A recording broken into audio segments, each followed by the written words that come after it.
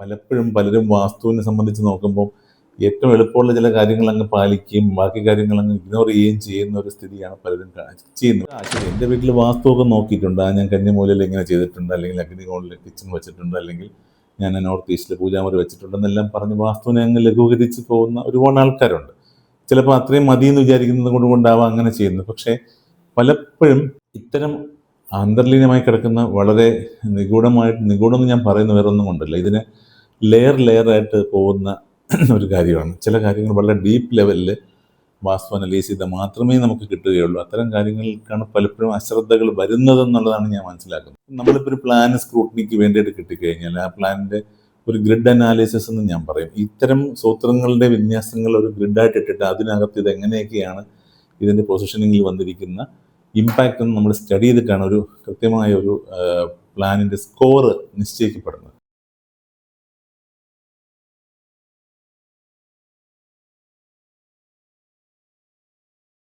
വാസ്തുശാസ്ത്രത്തിൽ ചില നിഗൂഢമായിട്ടുള്ള അറിവുകളുണ്ട്. ആ അറിവുകൾ പലരും പ്ലാൻ ചെയ്യുന്ന സമയത്ത് ഇഗ്നോർ ചെയ്ത് പോകുന്നതായിട്ടുള്ള ചില പോയിന്റ്സാണ്. നമുക്ക് അതിലൊരു പ്രധാനപ്പെട്ട പോയിന്റാണ് ഈ സൂത്രം എന്ന് പറയുന്നത്. ഞാൻ എപ്പോഴും ഈ സൂത്രത്തിനെ പലരും ലഘൂകരിച്ച് കാണുന്നതായിട്ട് കാണുന്നുണ്ട്. പക്ഷേ അത് കൃത്യമായി വാസ്തുശാസ്ത്രം പറഞ്ഞിട്ടുണ്ട്. ആ സൂത്രത്തിനെ എങ്ങനെ കൈകാര്യം ചെയ്യണം. ഈ സൂത്രം എന്ന് പറയുമ്പോൾ എല്ലാവരും വിചാരിക്കുന്ന ബ്രഹ്മസൂത്രം യമസൂത്രം എന്ന് രണ്ട് സൂത്രം മാത്രമാണ്. സെൻട്രൽ ലൈൻസ്, അതാണ് ഇന്ന് സൂത്രം എന്ന് പറയുന്നത്. സെൻട്രൽ ലൈൻസ് എന്ന് പറയുന്ന ബ്രഹ്മസൂത്രം കിഴക്ക് പടിഞ്ഞാറ് പോകുന്ന സെൻട്രൽ ലൈനും നോർത്ത് സൗത്ത് പോകുന്നതിന് യമസൂത്രം എന്നും നമ്മൾ പറയും. പക്ഷേ ഇതിൽ എവിടെയൊക്കെയാണ് ഇഗ്നോർ ചെയ്യപ്പെടുന്നതെന്ന് ചോദിച്ചു കഴിഞ്ഞാൽ കുറച്ച് വിശദമായിട്ട് പറയേണ്ടതായിട്ടുള്ള കുറേ കാര്യങ്ങളുണ്ട്. ഞാൻ ഈ വീഡിയോയിൽ പറയാൻ പോകുന്നത് ഈ സൂത്രവിന്യാസങ്ങൾ കൃത്യമായിട്ട് പോകുമ്പോൾ അതിലെന്തൊക്കെയാണ് നമുക്ക് പാടില്ലാത്തത്, ഇനി അത് ആയിപ്പോയി കഴിഞ്ഞാൽ അതിൻ്റെ എഫക്റ്റ് എന്താണെന്ന് കുറച്ച് കാര്യങ്ങളാണ് പറയാൻ പോകുന്നത്. ഹായ്, നമസ്കാരം. വാസ്തുഗ്രഹത്തിൻ്റെ മറ്റൊരു അധ്യായത്തിലേക്ക് വീണ്ടും സ്വാഗതം.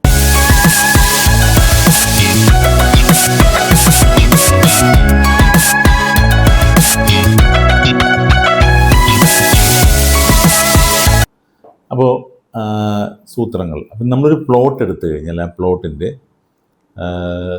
തെക്ക് വടക്ക് പോകുന്ന സെൻട്രൽ ലൈനും അതുപോലെ തന്നെ കിഴക്ക് പടിഞ്ഞാറ് പോകുന്ന സെൻട്രൽ ലൈനും കൂടി ജോയിൻ ചെയ്യുന്ന സ്ഥലത്തിനെയാണ് നമ്മൾ ബ്രഹ്മനാഭി അല്ലെങ്കിൽ ബ്രഹ്മസ്ഥാനം എന്ന് നമ്മൾ പറയുന്നത്. ശ്രദ്ധിക്കേണ്ട ഒരു പ്രധാനപ്പെട്ട കാര്യം, ഈ പ്ലോട്ടിൻ്റെ ബ്രഹ്മസ്ഥാനവും അല്ലെങ്കിൽ ബ്രഹ്മനാഭിയും വീടിൻ്റെ ബ്രഹ്മസ്ഥാനവും അല്ലെങ്കിൽ വീടിൻ്റെ ബ്രഹ്മനാഭിയും ഒന്നാവാൻ പാടില്ല എന്നുള്ള ഫണ്ടമെൻ്റൽ റൂളിൽ നിന്നാണ് നമ്മൾ തുടങ്ങിയത്. ഇത് രണ്ടും ഒന്നാകുമ്പോൾ ആണ് ഈ പ്രശ്നങ്ങളെല്ലാം വരുന്നത്. അപ്പം അതുപോലെ തന്നെ പ്ലോട്ടിൻ്റെ ഡയഗണലായിട്ട് പോകുന്ന രണ്ട് സൂത്രങ്ങളുണ്ട്. അതിന് നമ്മൾ കർണസൂത്രങ്ങൾ എന്ന് നമ്മൾ പറയുന്ന രണ്ട് ഡയഗണൽ സൂത്രങ്ങളുണ്ട്. ഇത് ഈ കർണസൂത്രത്തിൻ്റെ ഒരു പ്രത്യേകത എന്ന് പറഞ്ഞാൽ നമ്മൾ ഓരോ മുറികൾക്കും അതുപോലെ തന്നെ കർണസൂത്രം ഡയഗണൽസ് നമുക്ക് വരയ്ക്കാം. ഈ ഡയഗണൽസ് തമ്മിൽ ഓവർലാപ്പ് ചെയ്യാൻ പാടില്ല. അതിന് നമ്മൾ സൂത്രവേദം എന്നാണ് നമ്മൾ പറയുന്നത്. ഇത്തിരി കോംപ്ലിക്കേറ്റഡ് ആയിട്ടുള്ള ഒരു കാര്യമാണ്. കാര്യം ഇത് വ്യക്തമായ ഒരു അനാലിസിസ് ഉണ്ടെങ്കിൽ മാത്രമേ ഇത് നമ്മൾക്ക് കൃത്യമായിട്ട് പ്ലാനിങ്ങിലേക്ക് പലരും വാസ്തുവിനെ സംബന്ധിച്ച് നോക്കുമ്പോൾ ഏറ്റവും എളുപ്പമുള്ള ചില കാര്യങ്ങൾ അങ്ങ് പാലിക്കുകയും ബാക്കി കാര്യങ്ങൾ അങ്ങ് ഇഗ്നോർ ചെയ്യുകയും ചെയ്യുന്ന ഒരു സ്ഥിതിയാണ് പലരും ചെയ്യുന്നത്. പക്ഷേ ചില പ്രധാനപ്പെട്ട കാര്യങ്ങളെ മറന്നു പോകുന്ന ഒരവസ്ഥയിലേക്കും ഇത് എത്താറുണ്ട്. ശരി, എൻ്റെ വീട്ടിൽ വാസ്തുവൊക്കെ നോക്കിയിട്ടുണ്ട്. ഞാൻ കന്നിമൂലയിൽ ഇങ്ങനെ ചെയ്തിട്ടുണ്ട്, അല്ലെങ്കിൽ അഗ്നികോണിൽ കിച്ചൺ വെച്ചിട്ടുണ്ട്, അല്ലെങ്കിൽ ഞാൻ നോർത്ത് ഈസ്റ്റിൽ പൂജാമുറി വെച്ചിട്ടുണ്ടെന്നെല്ലാം പറഞ്ഞ് വാസ്തുവിനെ അങ്ങ് ലഘൂകരിച്ച് പോകുന്ന ഒരുപാട് ആൾക്കാരുണ്ട്. ചിലപ്പോൾ അത്രയും മതിയെന്ന് വിചാരിക്കുന്നത് കൊണ്ടാവാം അങ്ങനെ ചെയ്യുന്നത്. പക്ഷേ പലപ്പോഴും ഇത്തരം അന്തർലീനമായി കിടക്കുന്ന വളരെ നിഗൂഢമെന്ന് ഞാൻ പറയുന്ന വേറൊന്നും കൊണ്ടല്ല, ഇതിന് ലെയറായിട്ട് പോകുന്ന ഒരു കാര്യമാണ്. ചില കാര്യങ്ങൾ വളരെ ഡീപ്പ് ലെവലിൽ വാസ്തു അനലൈസ് ചെയ്താൽ മാത്രമേ നമുക്ക് കിട്ടുകയുള്ളൂ. അത്തരം കാര്യങ്ങൾക്കാണ് പലപ്പോഴും അശ്രദ്ധകൾ വരുന്നതെന്നുള്ളതാണ് ഞാൻ മനസ്സിലാക്കുന്നത്. നമ്മളിപ്പോൾ ഒരു പ്ലാൻ സ്ക്രൂട്ടിനിക്ക് വേണ്ടിയിട്ട് കിട്ടിക്കഴിഞ്ഞാൽ ആ പ്ലാനിൻ്റെ ഒരു ഗ്രിഡ് അനാലിസിസ് എന്ന് ഞാൻ പറയും. ഇത്തരം സൂത്രങ്ങളുടെ വിന്യാസങ്ങൾ ഒരു ഗ്രിഡായിട്ട് ഇട്ടിട്ട് അതിനകത്ത് ഇത് എങ്ങനെയൊക്കെയാണ് ഇതിൻ്റെ പൊസിഷനിങ്ങിൽ വന്നിരിക്കുന്ന ഇമ്പാക്റ്റ് എന്ന് നമ്മൾ സ്റ്റഡി ചെയ്തിട്ടാണ് ഒരു കൃത്യമായ ഒരു പ്ലാനിൻ്റെ സ്കോർ നിശ്ചയിക്കപ്പെടുന്നത്. അപ്പം നമുക്ക് ഇതിനകത്ത് ഞാൻ സൂത്രവേദം സംഭവിക്കുന്ന കാര്യം ഞാൻ നേരത്തെ പറഞ്ഞല്ലോ. അപ്പം അത് എന്തൊക്കെയാണ്? അപ്പം നമുക്കിപ്പോൾ പറഞ്ഞാൽ ഈ ബ്രഹ്മസൂത്രത്തിനെ സംബന്ധിച്ചിടത്തോളം അതിന് വേറൊരു പേരുണ്ട്, പര എന്നൊരു പേരും യമസൂത്രത്തിന് രൂപം എന്നൊരു പേരുണ്ട്. രണ്ട് പേരിൽ ഇത് അറിയപ്പെടും. അപ്പം ഇങ്ങനെയുള്ള ഈ ബ്രഹ്മസൂത്രം നമ്മൾ അതുപോലെ തന്നെ മനുഷ്യാലയ ചന്ദ്രിക പറയുന്ന ഒരു സൂത്രം എന്ന് പറയുന്നത് പര്യന്ത സൂത്രം എന്ന് പറയും. അതായത് ബൗണ്ടറി ലൈൻസിനെ പര്യന്ത സൂത്രം എന്നും പറയും. അപ്പം അങ്ങനെ സൂത്രങ്ങളിങ്ങനെ നമുക്ക് പല രീതിയിൽ നമ്മൾ കാറ്റഗറൈസ് ചെയ്തിട്ടുണ്ട്. ഞാൻ നേരത്തെ പറഞ്ഞു ബ്രഹ്മനാഭി എന്ന് പറയുന്നു. അതിനുശേഷം നമ്മൾ വേറൊരു കാര്യം പറഞ്ഞെന്ന് പറഞ്ഞു കഴിഞ്ഞാൽ കർണവേദത്തിനെ കുറിച്ച് പറഞ്ഞു. അപ്പോൾ ഈ കർണവേദം ഒക്കെ സംഭവിക്കുമ്പോൾ ഈ കർണവേദം എന്ന് ഞാൻ നേരത്തെ പറഞ്ഞത് ഒന്നുകൂടെ ക്ലാരിറ്റിയോടുകൂടി പറയാം. ഡയഗണൽസ് ഓഫ് ദി പ്ലോട്ടും diagonals of room or house മനസ്സിലാക്കുന്ന നമ്മുടെ വീടിൻ്റെ ഡയഗണൽസിനെ എടുക്കാം. അത് പ്ലോട്ടിൻ്റെ ഡയഗണലുമായിട്ട് ഓവർലാപ്പ് ചെയ്യുന്നുണ്ടോ എന്നുള്ളത് ഒരു പോയിന്റ്. അതുപോലെ തന്നെ ശ്രദ്ധിക്കേണ്ട ഒരു കാര്യമാണ് നമ്മുടെ വീടിൻ്റെ ഓരോ മുറികളിൽ, ഇപ്പം 4 മൂലയ്ക്ക് മുറികളുണ്ടെങ്കിൽ 4 മൂലയുടെ മുറികളുടെ ഡയഗണൽസ് എന്തെങ്കിലും കാരണവശാൽ നമ്മുടെ പ്ലോട്ടിൻ്റെ സൂത്രവുമായി അല്ലെങ്കിൽ കർണസൂത്രവുമായി ഓവർലാപ്പ് ചെയ്യുന്നുണ്ടോ എന്നുള്ളത് നമ്മൾ ശ്രദ്ധിക്കേണ്ടതായിട്ടുണ്ട്. അപ്പോൾ അങ്ങനെ ചെയ്യണമെങ്കിൽ ഇപ്പോൾ കുറേ കണ്ടീഷൻസ് ഉണ്ട്. ഇപ്പം നമ്മൾ അങ്ങനെ ആയിപ്പോയെന്ന് വെച്ചാൽ അതിൻ്റെ റിസൾട്ട് എന്താണെന്ന് ചോദിച്ചു കഴിഞ്ഞാൽ, കിഴക്കാണ് കർണവേദം വരുന്നെങ്കിൽ ഡൈവേഴ്സ് സംഭവിക്കും എന്നാണ് പറയുന്നത് വീട്ടിൽ. അതൊരു ഈ പറയുന്നതെല്ലാം നമ്മൾ ഇത്തരത്തിൽ ഓരോ കാര്യങ്ങൾ ഇങ്ങനെ ചെയ്താൽ ഇങ്ങനെ സംഭവിക്കും എന്ന് പറയുന്നതിൻ്റെ പിന്നിലൊരു സ്റ്റഡി ഉണ്ടെന്ന് ആദ്യം മനസ്സിലാക്കുക. വെറുതെ വന്നിട്ട് ഇങ്ങനെ ഒരു കാര്യം പറയേണ്ട കാര്യം ആർക്കുമില്ല. നിങ്ങൾ മനസ്സിലാക്കുക, നമ്മുടെ ആചാര്യന്മാരിങ്ങനെ പറയുമ്പോൾ അതിൻ്റെ പിന്നിൽ എന്തെങ്കിലും ഒരു അനുഭവത്തിൻ്റെ ഒരു സാക്ഷ്യപത്രത്തിൻ്റെ ബേസ് ചെയ്തിട്ടാണ് അവരിതെല്ലാം സംസാരിക്കുന്നത്. അല്ലാതെ ജസ്റ്റ് വന്നിട്ട് ഞാൻ ഇങ്ങനെ ചെയ്താൽ ഇങ്ങനെ സംഭവിക്കും, അങ്ങനെ ചെയ്താൽ എങ്ങനെ സംഭവിക്കും എന്ന് പറഞ്ഞിട്ട് പോകേണ്ട ആവശ്യം ആർക്കുമില്ല, പ്രത്യേകിച്ച് ആർക്കിടെക്ചറിൻ്റെ കാര്യത്തിലേക്ക് വരുമ്പോൾ. അപ്പോൾ അതിൻ്റെ പിന്നിൽ നടന്നിരിക്കുന്ന ഒരു സ്റ്റഡി ഉണ്ട്, അല്ലെങ്കിൽ അനുഭവത്തിൻ്റെ ഒരു തലമുണ്ട്. അതെല്ലാം മനസ്സിലാക്കിയതിന് ശേഷം മാത്രമാണ് ഇത്തരം കാര്യങ്ങളിലേക്ക് നമ്മൾ കൂടുതൽ ഫോക്കസ് ചെയ്തിരിക്കുന്നത്. അപ്പോൾ മനസ്സിലാക്കുക, നമ്മൾ പ്രധാനപ്പെട്ട കാര്യം എന്ന് പറഞ്ഞു കഴിഞ്ഞാൽ കിഴക്ക് ഭാഗത്ത് കർണവേദം വന്നു കഴിഞ്ഞാൽ ഞാൻ നേരത്തെ പറഞ്ഞില്ലേ, സെപ്പറേഷൻ ഓഫ് ഫാമിലി, അതാണ് മെയിനായിട്ടുള്ള സംഭവം.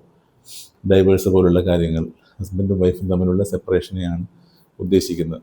അപ്പോൾ അതുപോലെ തന്നെ സൗത്ത് ഈസ്റ്റ് ഭാഗത്താണ് ഇങ്ങനെ ഒരു വേദം വന്നിട്ടുണ്ടെങ്കിൽ, സൗത്ത് ഈസ്റ്റ് ഭാഗത്ത് നമ്മൾ അടുക്കളയാണ് കൂടുതൽ വരുന്നത്. അങ്ങനെ വരികയാണെങ്കിൽ കുഷ്ഠരോഗം പോലുള്ള ത്വക്ക് രോഗം മാത്രമല്ല, കുഷ്ഠരോഗം പോലുള്ള മാരക രോഗങ്ങളും ത്വക്ക് രോഗങ്ങളും ഒക്കെ സംഭവിക്കാനുള്ള ഒരു സാധ്യതയുണ്ട്. അപ്പോൾ അതും ഒരു നോട്ട് ചെയ്യേണ്ട ഒരു പോയിന്റാണ്. പിന്നെ അത് കഴിഞ്ഞ് നമുക്ക് നമ്മുടെ തെക്ക് ഭാഗം നമ്മളിപ്പോൾ 3ആയിട്ട് തിരിച്ചാൽ south east, south west, south എന്ന് പറയുന്നത് പോലെ ഈ 3 സൗത്തിൻ്റെ അവിടെയാണ് ഈ കർണവേദം സംഭവിക്കുകയാണെങ്കിൽ അതിനുള്ള റിസൾട്ട് എന്ന് പറയുന്നത് ശത്രുപീഡ, എനിമിറ്റി കൂടും, ശത്രുക്കളെ കൊണ്ടുള്ള ആക്രമണങ്ങൾ നമുക്ക് സംഭവിക്കും എന്നുള്ളതാണ് അതിനകത്തുള്ള ഒരു കാര്യം. പിന്നെ നമുക്ക് സൗത്ത് വെസ്റ്റിലാണ് ഈ കർണവേദം, അതായത് നമ്മുടെ മാസ്റ്റർ ബെഡ്റൂമിൽ കൊടുക്കുന്ന മാസ്റ്റർ ബെഡ്റൂമിൻ്റെ ഡയഗണലിലാണ് ഈ സൂത്രവുമായി ഓവർലാപ്പായി വന്നു കഴിഞ്ഞാൽ അതിൽ സംഭവിക്കുന്നതെന്ന് വെച്ചാൽ നമുക്ക് തലമുറകൾ ഉണ്ടാവാനുള്ള ഒരു സാധ്യത അവിടെ ഇല്ലാതാകും എന്നുള്ളതാണ്. ഈ പറഞ്ഞ പോലെ പുതിയ തലമുറകൾ ജനിക്കില്ല, അതാണ് അതിനകത്തുള്ള ഒരു കാരണം. പിന്നെ പറയുന്നത് നമ്മുടെ വെസ്റ്റ് ഭാഗത്താണ് ഇത് വരുന്നെങ്കിൽ ധനനഷ്ടമാണ് അതിൻ്റെ എഫക്റ്റ് എന്ന് പറയുന്നത്. നോർത്ത് വെസ്റ്റിലാണെങ്കിൽ ന്യൂറോ ഡിസോർഡേഴ്സ്, ഞരമ്പ് സംബന്ധമായ രോഗം, അതുപോലെ തന്നെ ആർത്രൈറ്റിസ് പോലുള്ള റൊമാറ്റിക്സ്, അങ്ങനെയുള്ള സംഭവങ്ങളുണ്ടല്ലോ. അപ്പോൾ നമുക്ക് ഈ പറഞ്ഞ അത്തരം അസുഖങ്ങളാണ് സംഭവിക്കുന്നത് ഈ പറഞ്ഞ നോർത്ത് വെസ്റ്റിലാണെങ്കിൽ, വായുകോണിലാണ് സംഭവിക്കുന്നതെങ്കിൽ. നോർത്തിലാണെങ്കിൽ കുടുംബക്കാർ തമ്മിലുള്ള ഒരു ഐക്യമില്ലായ്മ, ഒരു കുടുംബത്തിൻ്റെ ഒരു ലീനിയേജ് എന്നല്ലോ, അതെല്ലാം കൃത്യമായിട്ട് മെയിൻറ്റെയിൻ ചെയ്ത് പോകുന്ന അത് തകരും എന്നുള്ളതാണ് നോർത്ത് ഭാഗത്താണെങ്കിൽ. ഇനി നോർത്ത് ഈസ്റ്റ് ഭാഗത്താണ് ഈ കർണവേദം വരികയാണെങ്കിൽ ഭക്ഷണം ലഭിക്കില്ല.